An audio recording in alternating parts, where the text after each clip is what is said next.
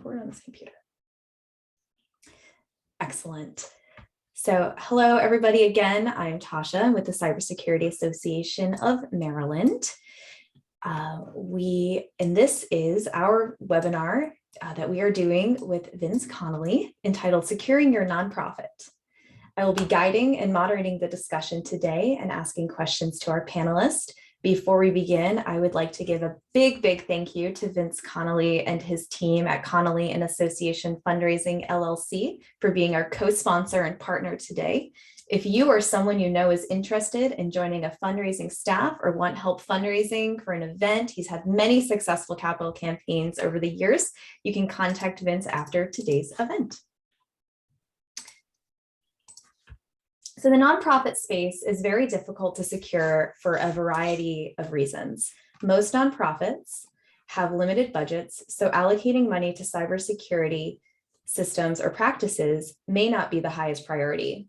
While money is often a limited resource, time, personnel, and cyber expertise are often in short supply.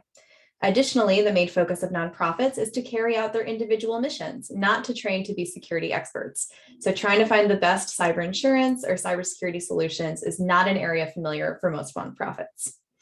Though it might seem that nonprofits don't have sensitive data to be stolen, donor information, e-commerce information, and processing invoices have become popular targets of threat actors because of their vulnerability, which has made protecting your nonprofit's data increasingly important. Today, we have gathered a panel of people from nonprofits and cyber insurance and solutions companies to share their perspectives from the front lines of cyber threats with the goal of gaining insight by discussing challenges they have faced and solutions they have found. So first, I will introduce John Berggren. For more than 2 decades, John has been part of the National Federation of the Blind, fighting for equality and opportunity for blind Americans. As Executive Director for Operations at NFB's national headquarters in South Baltimore, he oversees facilities maintenance, event logistics, shipping and receiving, and information technology, ensuring the smooth operation of the organization's infrastructure and providing secure technology platforms for programs and advocacy on a national level are his primary objectives. Additionally, John serves as NFB's chairman of convention organization and activities, coordinating an annual event that offers 200+ sessions for more than 3,000 blind attendees from around the country. John graduated from SUNY Buffalo with both a BS and Master's of Engineering in Industrial Engineering, working first in manufacturing before shifting to the nonprofit sector. Also passionate about public education, he is a strong advocate of resources for Baltimore City students and teachers and sits on the boards of several city charter schools. John lives in downtown Baltimore with his entirely tolerable 15-year-old daughter. Nicole Everest joined PSA in February 2018 as an account manager for PSA's commercial lines department. By working with a variety of clients, she found her niche in technology E&O and cyber liability, making her the perfect fit to become PSA's technology and cyber insurance specialist. Nicole specializes in all aspects of the cyber insurance industry, working closely with clients and offering a range of risk management services. Prior to joining PSA, Nicole worked for Travelers Insurance as an account manager of select accounts. She earned her Bachelor of Science degree in Hospitality Management and Human Resources Management from James Madison University. She also obtained her AINS, or Associate in Insurance designation, and her Property and Casualty Producer's license. Next, we have Ben Schmerler as Director of Strategic Operations at DP Solutions. Ben helps DP, a managed IT services provider in Columbia, Maryland, adapt to the changing world of technology, as well as provides personalized cybersecurity education to client staff on how to make safe technical decisions and avoid cyber attacks. Ben is versed in a variety of compliance standards, security frameworks, and other best practices when it comes to the ongoing management of IT and the protection of sensitive data. He was named to CRN's Next Gen list. He hosts regular educational cybersecurity webinars. Joining us today, very honored, and he leads DP Solutions Tech Tip video series. He has been featured on local TV news and radio. He does many speaking engagements and sends out weekly IT security tips and contributes articles and blogs for a variety of industry publications. And last, but certainly not least, we have Chris McCabe. So Chris was selected to be the executive director of Chrysalis House, Inc. in July 2015. Founded in 1986, CHI provides substance use and mental health treatment for women 18 years of age and older, while allowing their children to live on site during their mother's program of recovery. Located in Crownsville, Maryland, it serves women from across the state. For over 40 years, Chris has demonstrated his passion for helping others, especially children and families from disadvantaged circumstances. He has extensive executive experience in the private, nonprofit, and public sectors in health and human services. During 3 terms in the Maryland General Assembly, Senator McCabe was a leading voice for children, adolescents, and teens in the state's foster care system. As former secretary of the Maryland Department of Human Resources, Chris guided 24 local offices of social services to support those in need of assistance, protecting children, and encouraging economic independence for those able to work. He also served as the Director of Intergovernmental Affairs at the U.S. Department of Health and Human Services and led development efforts with the Johns Hopkins Health System for nearly 20 years. Chris is a graduate of the University of Notre Dame and holds, or Notre Dame, sorry, I'm so used to saying Notre Dame, and holds a master's degree in business administration from Farley Dickinson University.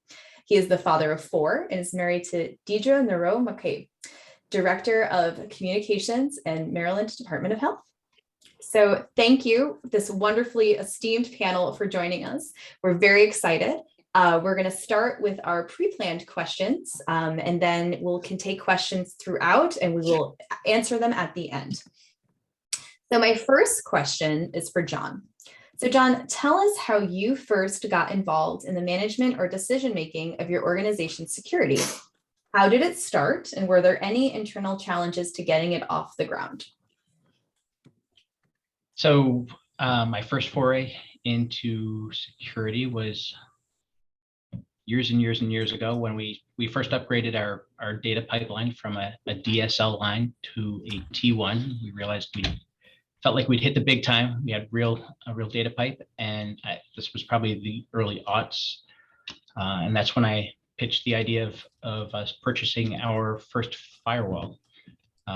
Since then, we've expanded our security efforts, investing pretty regularly in hardware, software, training, firewalls, network traffic monitors, intrusion detection, antivirus, anti-malware software, staff training, even simple things like strong password policies. Yes, definitely internal challenges to getting organizational security off the ground. We're, I think as you mentioned, often the attitude is, well, we're small. We don't have anything anybody would want to steal. It's tough to sell security when folks don't perceive the threats. So first, I think I started out slipping things into those vague catch-all line items in my budget. But as we got more serious about security, both with our purchases and with our engaging outside partners to help us, we took a more head-on approach to talking about security, using both InfoSec and the SANS Institute have some great resources for security basics, including things like a risk assessment calculator. So we were able to put a price tag on what would happen if we were hacked and what that loss in confidence would mean if we were to lose 10% of our annual donations. It makes it very compelling when you look at security from that angle, and that's really helped us to sell security to our president and to our board. Obviously, they want to make sure that as an organization we're protected. So that was helpful for us to getting us further down the security journey. Excellent. And Chris, if you want to tackle that same question. Sure. First of all, John is an industrial engineer by education, so he speaks the language better than I do. And Tasha, you took some of my talking points already, but that is absolutely okay. as an executive director of a nonprofit organization that's a health and human service related organization, in order to be effective, you have to be really a jack of all trades, the ultimate generalist. You have to know a little bit about everything, but you can't really afford to specialize in any one given thing, or people will think you're a know-it-all, so to speak. And so, my view of leadership is to try to get really good people and try to empower them. I remember someone I used to work with really had a great observation, and he said that find out what you're best at in the workplace and do more of it. Right. So as an effective leader here, you really have to see how you can make the greatest contribution and then rely on others, to try to help you achieve your ultimate goal. As a nonprofit, our mission at Chrysalis House is to provide comprehensive recovery services, right, which is treatment and safe supportive housing and behavioral change, in order to empower women to build a better life for themselves and for their children. And our disease of addiction that we treat here is one of mind, body, and spirit. So each and every day, our focus is on that mission, and our decisions surround that mission. So why do I say that? Well, guess what? IT on a list of my daily priorities is towards the bottom. But that doesn't mean that I'm not aware of how important it is to the organization. The nature of how we get reimbursed for our services here, Tasha and everybody on the panel and everybody listening, is that all of our ladies are on medical assistance from the state of Maryland. So as taxpayers, everybody pays really for their treatment services. And what we need to do is we need to invoice on a daily basis for each bed day that one of our ladies is with us. And then we have to be able to document, right? Document every service we provided. And under our contract with the state of Maryland, if we're unable to document the services we provided to a given client on one day, the state can audit us and take money back or retract money. So the reliability and security of data here is super important. And we have I'm blessed to have a wonderful director of finance who I've delegated kind of the operational end of it. So she is the conduit to our IT provider, which is DP Solutions. And so we appreciate everything that they've done so far for us. We've been with them since June of 2020. So really kind of at the beginning of the COVID epidemic. So even though this is not my lane, so to speak, IT, I am mindful of the threats to not having a reliable system. Fantastic. All right, Ben. So for your clients who are in the nonprofit space specifically, what frequent challenges do you see in implementing technical security solutions? Chris made an excellent point, which he talked about being a generalist, and that the focus, and John alluded to this too, that the focus for these nonprofits has to be on the mission and what they're looking to accomplish in their day-to-day tasks. And the truth is that a lot of the people who get brought into the decision-making positions at nonprofits are really good at being a manager of a nonprofit, leading teams and stuff like that. They often are not necessarily technology savvy or what have you. And one of the things I say is that their goal has to kind of be to find people like me or others and sort of illustrate what their goals are and how technology helps facilitate it. At the end of the day, the technology that they use is really just a tool to achieve what their organizational goal is. So as it pertains to challenges, there's a few things that come to mind. Obviously, first is budgets and resources. And when I say resources, it could be just beyond just the sheer cost of things. But also, good. So you're all set with Zarian. I think we have someone needs to mute, please. It's not just the having the money to do it, but also the people and the focus and the time to assess and address the issues on the network. Another issue that you sometimes will see with stuff is just a general confusion on needs. The marketplace is so large when it comes to security solutions and security stacks and things. And the reality is No nonprofit is going to have the resources to do every possible thing they could do to secure their systems. There's just too many products and too much confusion. And so it's really important that these nonprofits are able to sort of identify their risks and their needs, and then find the tools and products that best address those risks, so that we're never going to bring that risk down to zero, just to bring it to a manageable level, a level where we can adjust and adapt. I always say it's kind of like insurance. It doesn't guarantee anything. It's sort of like bring us to an acceptable level of risk. Excellent. Well, I feel like you queued it up really well for Nicole.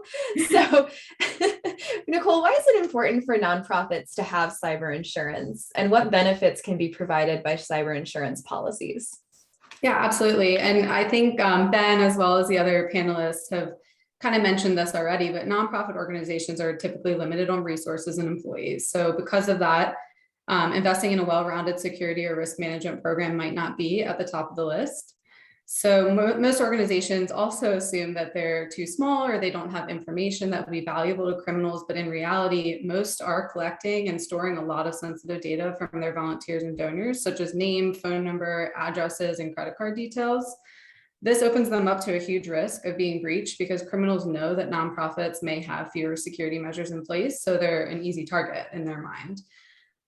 If they don't have insurance in place to help them navigate a claim quickly and properly, their reputation could suffer as a result. Volunteers and donors want to know that they can trust your organization with their information, and if that trust is broken, they might not want to work with you in the future. I think it's important also for organizations to understand that cyber insurance is not like the rest of insurance coverages. It isn't just there to make you whole after a loss, but it's also there to help you navigate a claim. Most of the times it's not cut and dry, and it takes a lot of different teams working together to kind of bring you back to where you were before the breach happened.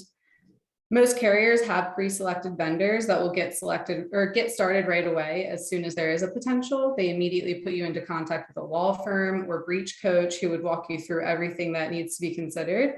That would include forensics to find out what happened, lawyers who would help you make sure that you're following any state or federal laws or regulations as they pertain to sensitive data, credit or identity monitoring for individuals whose data was breached, public relations who would help you mitigate negative press about the incident. And that's just honestly the high level of everything that would be provided.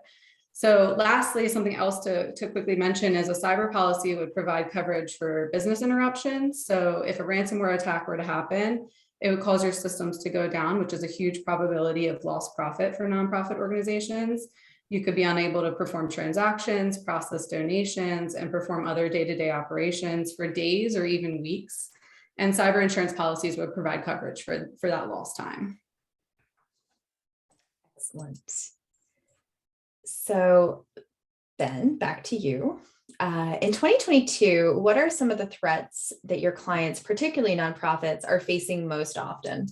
I mean, the biggest threat that everyone's going to face is the phishing and by extension ransomware. So for those who are maybe on the call who are not that familiar, phishing is this exercise that criminals use to basically get you to either volunteer information or click on something or download something that you wouldn't otherwise do. Maybe they send an email where they say, click here to view your invoice. You download the invoice, and instead it's a ransomware payload.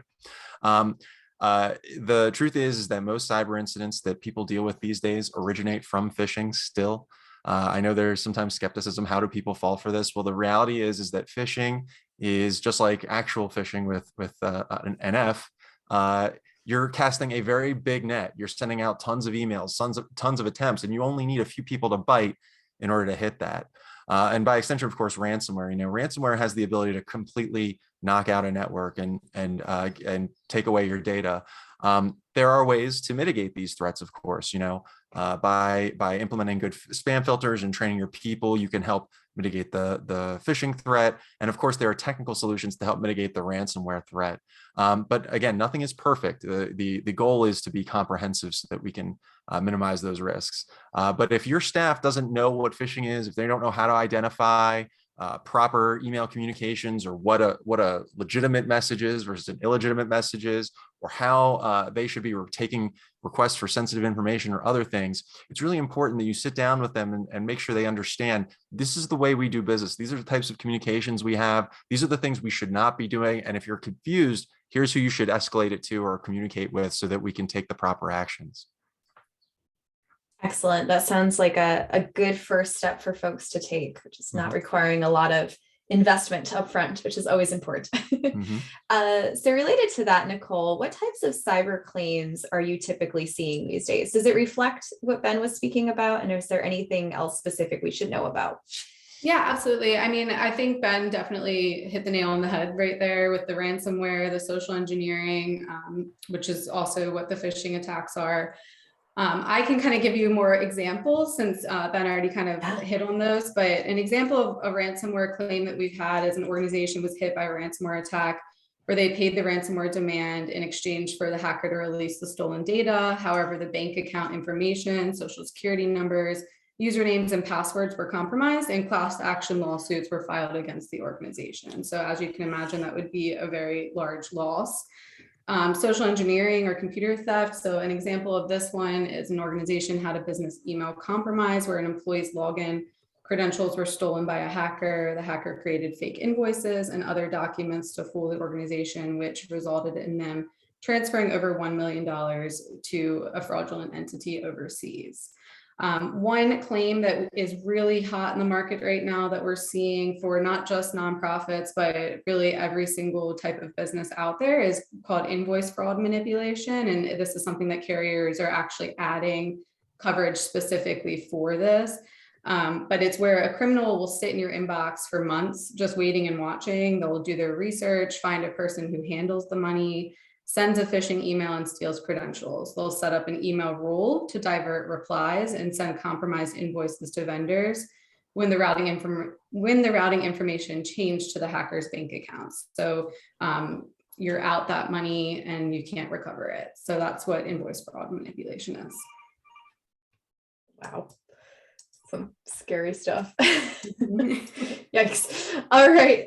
So back to Chris. One of the biggest challenges, and we've heard a little bit of it here, to nonprofits and really all organizations and security and risk management is dealing with how people within your organization might present risk. How are you currently dealing with the human element of security? Sure. It might be helpful, Tasha, and to your panelists and all, to say, how did we get here? Right. And if you don't mind, when I came on board in 2015, Chrysalis House had a single self-employed IT professional who essentially would come on site and help us with basic hardware and software needs. It was very kind of limited. And we were paying him an awful lot per hour.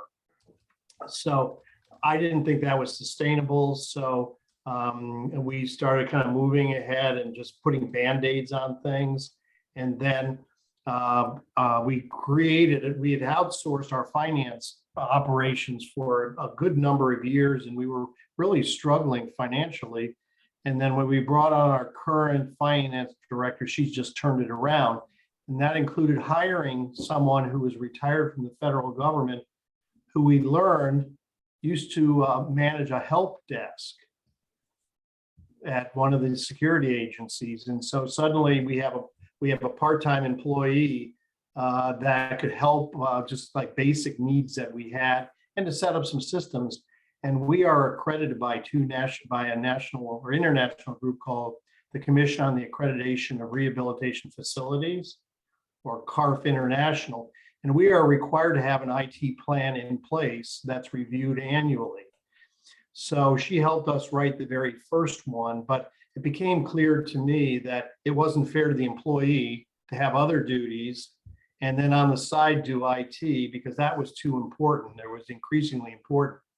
So we were aware that she was ready to leave, and we got to the point where I kind of put my hands up a little bit. Where do we want to go? So in terms of decision making here, Tasha, I report to a board of directors, or their volunteer board of directors. And so I don't necessarily, and really, it's not prudent on my part to just make unilateral decisions. So we have a procurement policy, which is a part of our policies and procedures, that any single expenditure over 10,000 or more and any contract needs to be approved by the board's finance committee. and so forth. So knowing that we needed to make a change, I recommended to our board president that we look to outsource our IT function.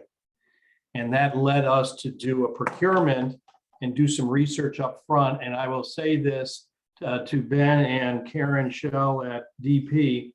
I just Googled it. Maryland IT outsource, and DP Solutions was at the top of that list. So the marketing was pretty darn good. So, but we couldn't just research one provider. So we actually reached out, and I think we ended up with 3 or 4 where we actually interviewed them, had demonstrations, et cetera. And then we settled on DP Solutions. It takes a lot of headaches away from me on a daily basis. Our chief financial person is the principal link to DP, but they have a relationship manager, which allows us to contact them. All the employees know they just pick up the phone and can call DP Solutions, which is really takes a load off of everybody. And they are very vigilant and get back to us right away and so forth. So long way of answering your question. Our workforce here is probably 70-80% of our workforce is in recovery because of an addiction and a related mental health issue. So many of our direct care staff, and not the addiction counselors, but some of them too, have no more than a high school education, if that. But they're some of the best employees I have ever met. They're the most team-spirited, selfless, grateful people. And I think the 12-step recovery program helps them develop those like soft skills.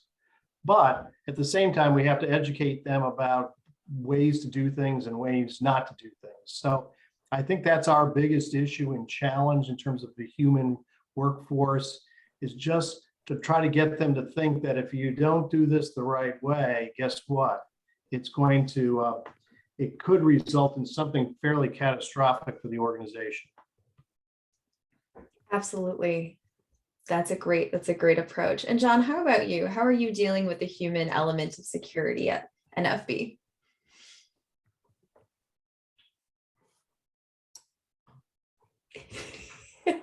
The infamous in mute 2 button. years, and I still don't remember to hit unmute.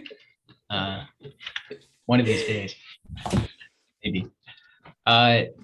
So we like to say in our staff meetings, organizational security, both physical security of the building and electronic security, is part of everybody's job description. It's not just a job for the IT guy.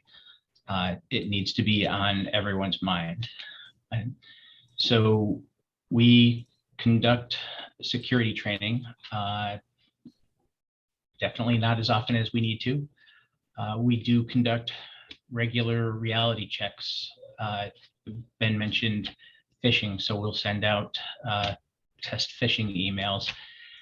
And the goal is to focus on the positives when we're not looking to trap our staff into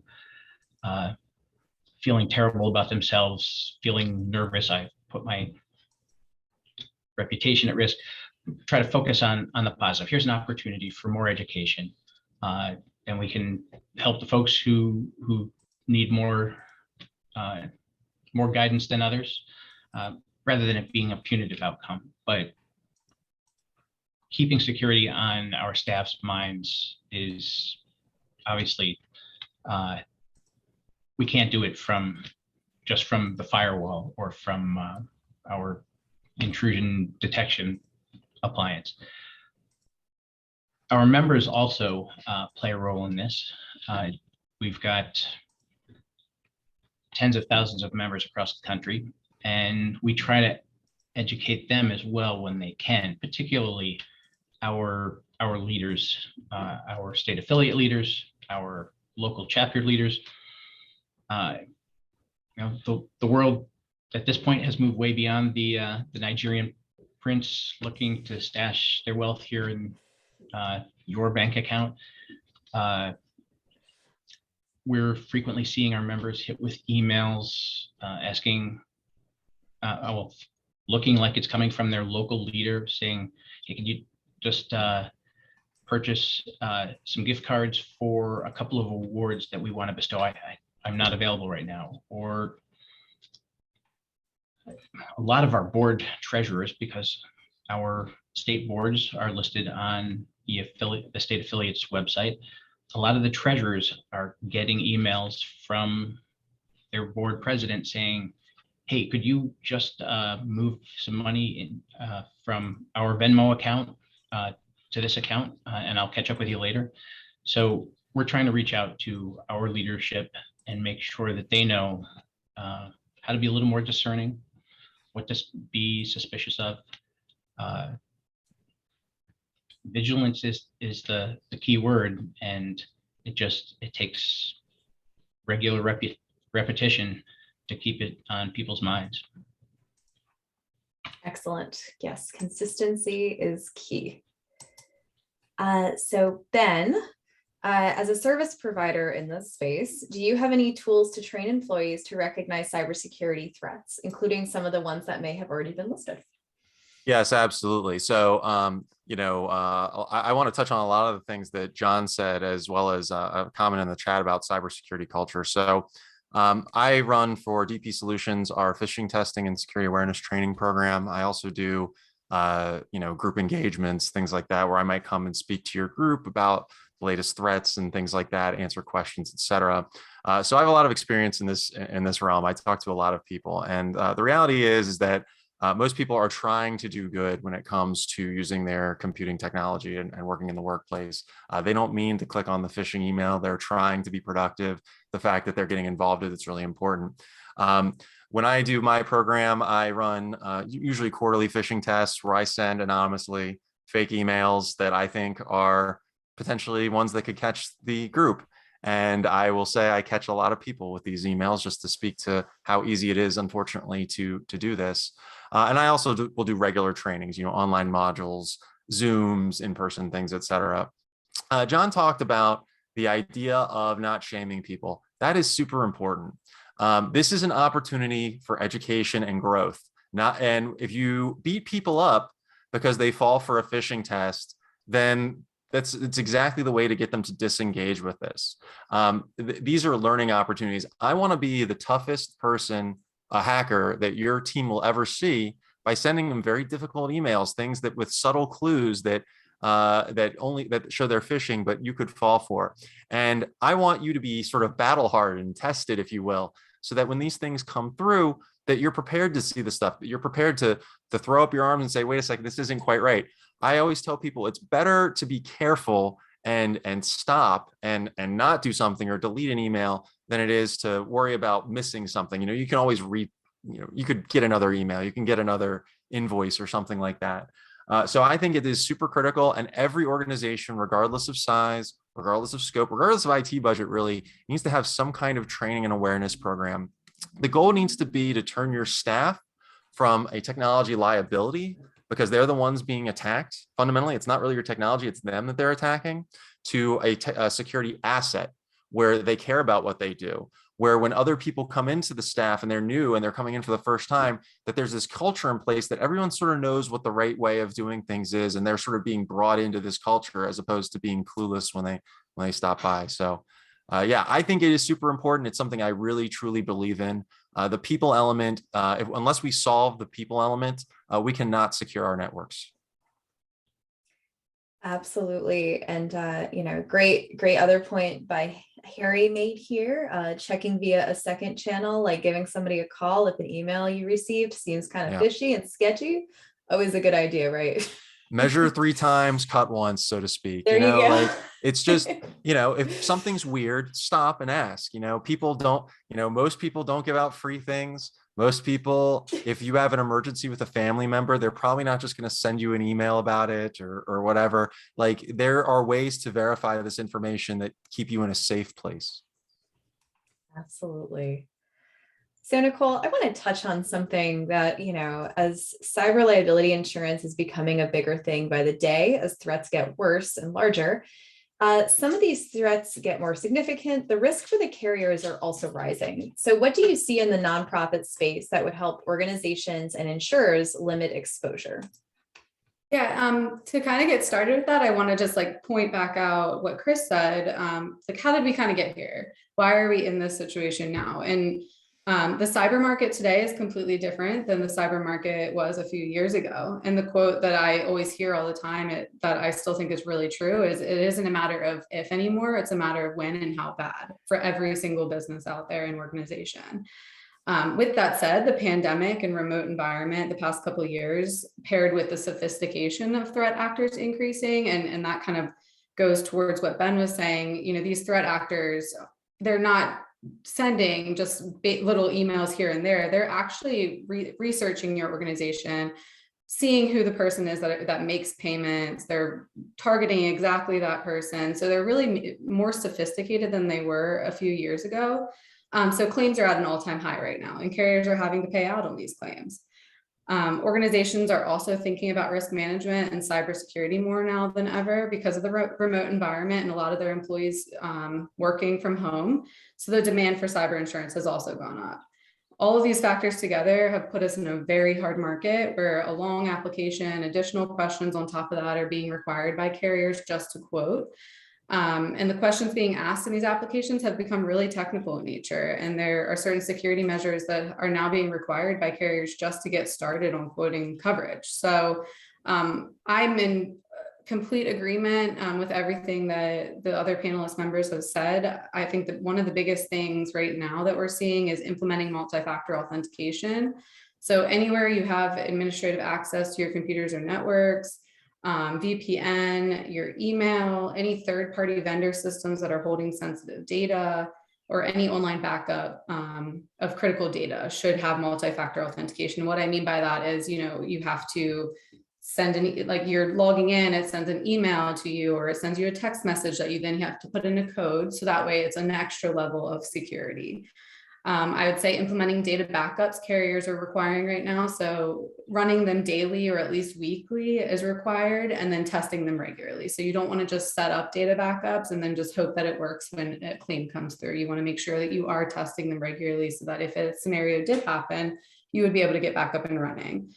And then last but not least, what everyone else said is the security awareness training for employees and volunteers. Phishing campaigns like Ben mentioned, training your employees at the start of their employment, and then continuing that training throughout to kind of build that culture around security. One other thing I do want to mention is just criminal background checks for all employees and volunteers. I think doing some sort of implementation of that could really help, because breach culprits can sometimes be someone who works for the nonprofit organization, or a rogue employee, or a disgruntled volunteer, or someone who might have access to this information and have kind of slipped through the cracks if you're not doing proper screening. So. Excellent. And actually, I'm going to skip around just a second and ask you your last question next. So are you working with nonprofits who are getting rejected? And if they are, do you have any recommendations, or would you say that those that you mentioned were those the top reasons people are having a hard time getting insured? Yeah, so those reasons now are being required, whereas, like I said, a couple of years ago, carriers weren't asking the question, so it wasn't a requirement. I'm working with non-for-profits like this all the time that are getting rejected.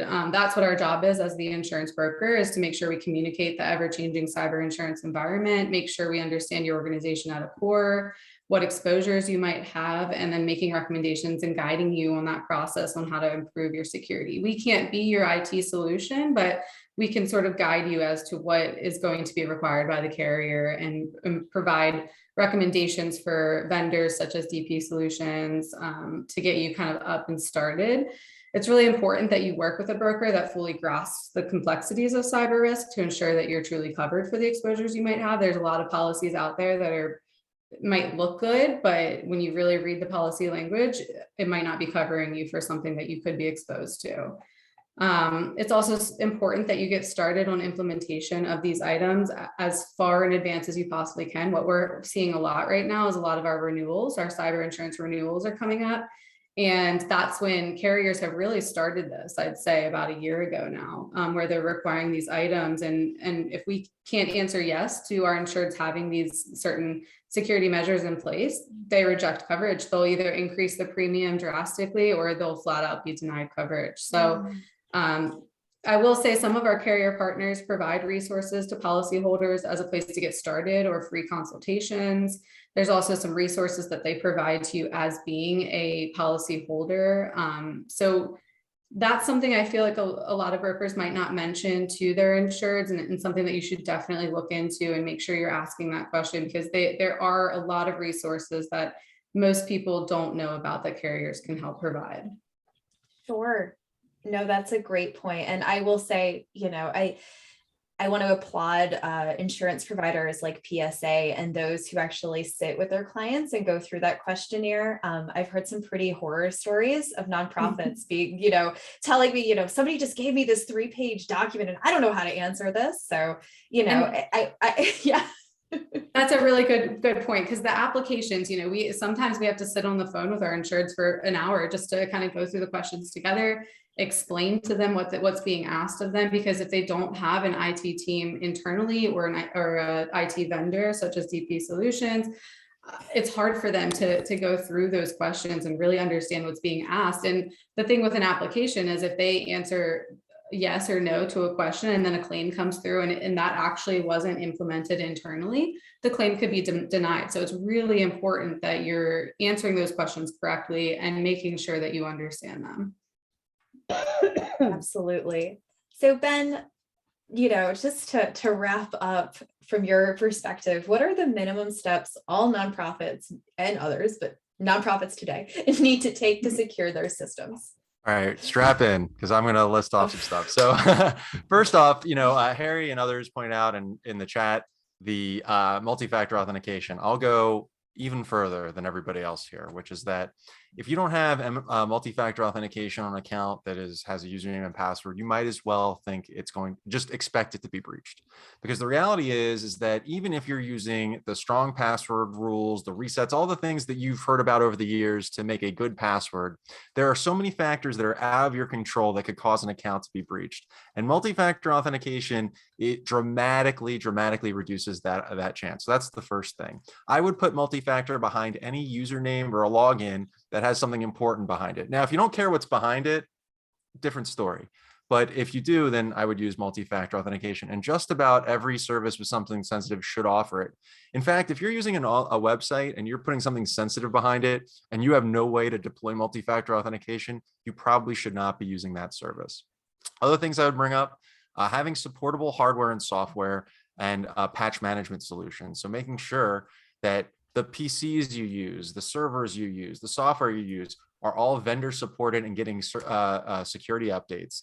A lot of times when these novel attacks come that are exploiting new vulnerabilities, the best defense against that to avoid the ransomware threat or whatever it's attacking is to have the sort of patch, the update, the solution that will address that vulnerability. But if you're using old stuff that's not really supported by a vendor anymore, when those vulnerabilities are discovered, you're sort of in swimming with the shark, so to speak.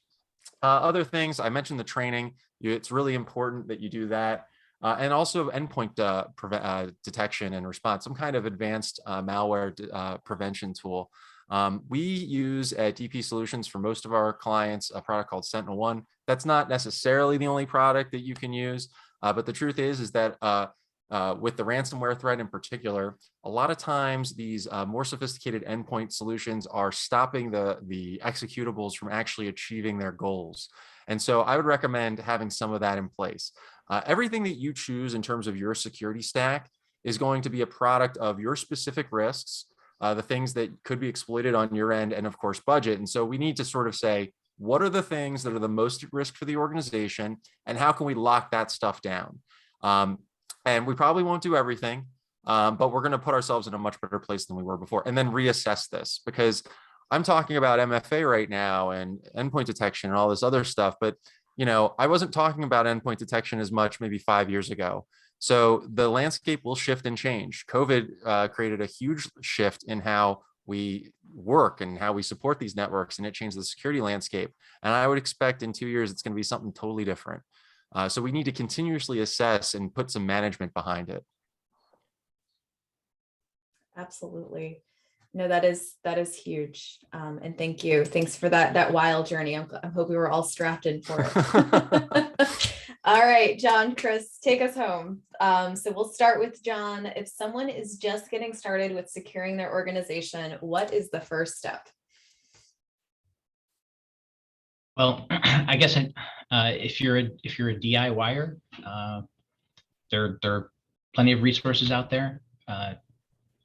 Things like the SUNS Institute and InfoSec have some terrific introductory reading, actually some pretty advanced reading if you want to dig deeper.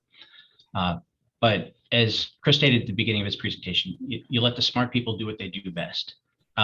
We're here at the NFB fortunate to have some extraordinary talent on our staff. Our IT director is very security savvy, but there are only so many hours in a day, and we can only do so much here in-house. So the first step really is turning to your trusted partners. As Nicole mentioned, leverage your cyber insurance company. Ask to speak with a policy engineer. We were able to talk to ours. They advised us of their areas of concern. And multi-factor authentication, of course, came up. Our insurer provided us with an incident response plan template that helped us jumpstart writing a policy rather than us having to research and build from scratch. I can't say enough about being able to turn to an MSP. DP Solutions has come on board to help us. We've got all this hardware that's helping us with security, which means that we're generating an enormous amount of logs. It's a huge volume to go through for one person. And so we've asked DP Solutions to help with this. They have assisted with incident response activities. Those types of partners can also perform security assessments. If you're processing credit cards and your bank is pressing you to confirm that you're PCI compliant, we've turned to a trusted consultant to help us with that self-assessment and remediation. So I guess the first step is think about what you need and turn to the experts to guide you, even if you can do some of that yourself. Asking for help in identifying where you need to start and where the most likely holes are, I think is a good place to begin. Excellent. Chris, anything to add on that? I was just writing some notes down here because I think Ben has convinced me that I need to be more mindful of where we are and what we need to do. I will just share a couple things. One is the state government, since we rely so heavily on the state of Maryland, increasingly I see that they're requiring this authentication. So it drives me up a wall, I will say that, because I want to get an email and be able to respond, and I have to go through 3 or 4 steps to verify who I am. And I really do get the reason why you do that, sensitive information, et cetera, but it drives me a little bit bonkers that I have to do that.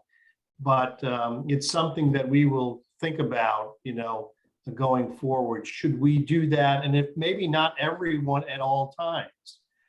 I mean, I think that there's internal email that can be done just like normal. And as Ben said, if it's not a threat, it's not a threat. But when we're doing external communications, maybe I should be thinking about that a little bit more. And the only thing I could say is, first of all, thanks to everybody for being on the panel. And Tasha, thank you, and Vince for suggesting us as well.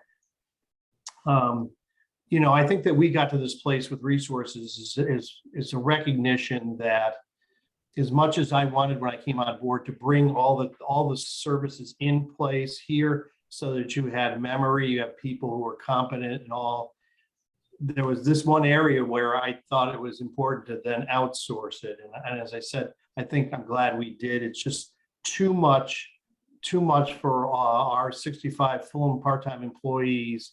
and maybe one IT director to handle. And so, it kind of came to that point for us to say, yeah, we need to do this differently. Can I bring up one tidbit about something Chris said? So another thing that's really important with your staff is letting them know, you brought up the annoyance of some of this stuff. Sure. I hate that I have to verify this thing 3 million times, or I have to read the text message on my phone and type in the code or do that stuff. And I get it. It's another step. It's another thing. Sure. But what's really important is when you talk to your staff about these things, hey, we have multi-factor authentication for this. We're using encrypted email for that. We're doing this for this. It's really important that people understand why these tools exist. Right. We're asking them to jump over a hurdle. We're asking them to do something that maybe they're not going to like, or it's going to be annoying, or put something on their phone or something like that. We're not doing this to make your life harder or make things difficult. But the reality is that we have to do this stuff to protect our business, protect your jobs, to protect our customers or our clients or whatever. And when you put it in those terms, I think people are a lot more amenable to dealing with the inconvenience of it. When it's just this directive, this is what we use now, then people are like, you know what? I'm going to go transmit my stuff and use Dropbox or something. I'm going to use some external thing. People have to understand what the technology is for. Good point. Mm-hmm. That's a great point. Is there anything else that anybody would like to add before we open it up to more questions or Don't any ask me questions? that question because I'll just like. Well, besides Ben. I do want to just add one little note about the multi-factor authentication. I don't remember the exact statistic, but there was a high percentage of, and Ben, you might know, but ransomware attacks coming from multi-factor, like not having multi-factor authentication. So that's why we're seeing a lot more of this being required from the carriers, because they're finding that most of their claims could have been prevented had multi-factor authentication been implemented internally. So it's just something to think about. I mean, you could go back to pretty much any hack, whether it's a publicly known hack like the Colonial Pipeline thing or SolarWinds, or maybe a small business that you'll never even hear about in the news, or Baltimore County Public Schools or whatever it is. And you can look at a couple of things and say that was the thing that wasn't there. They didn't have multi-factor authentication. They're using a solution. They've been using Windows XP well past its prime or something like that. Things that are usually pretty basic. And so this is why I tell people you have to focus on the basic stuff. There are things that you're not going to be able to prevent. If a sophisticated threat actor with an unlimited amount of resources decides they're going to break into your stuff, they're probably going to get in. There's not much you can do about that except have good general governance. But our goal is to stop from falling into the potholes, the pitfalls that most incidents stem from. Absolutely. When your computer says to update it, update it. Yeah. It's not just a suggestion. Awesome. Well, we have, Tasha, go ahead. Yeah. One other resource we obviously should mention is mdcyber.org. Is also a good place to start. Absolutely. CAMI is a good resource. And we do have if you find yourself where you're not engaging with a professional yet that you can turn to, we also do have a cyber hotline, a cyber SWAT hotline. So if you have any questions, whether you're suspecting a breach or God forbid in the middle of one, we have a group of professionals who are locally based and are really ready and committed to support you if you don't happen to be working with a professional at that time. So, or even if you do and you want some additional, resources, because they happen, here's another thing, right? Like these things happen on holiday weekends. They happen on Friday afternoon when we're least expecting it. And your go-to resource, to Chris's point earlier, if you're working with a small shop, they might not be able to respond immediately. So we are happy to help where we can. And I will also just put 2 more plugs out for CAMI because I have the mic right now. So if you're really interested in this type of stuff, I'll send it in the follow-up email.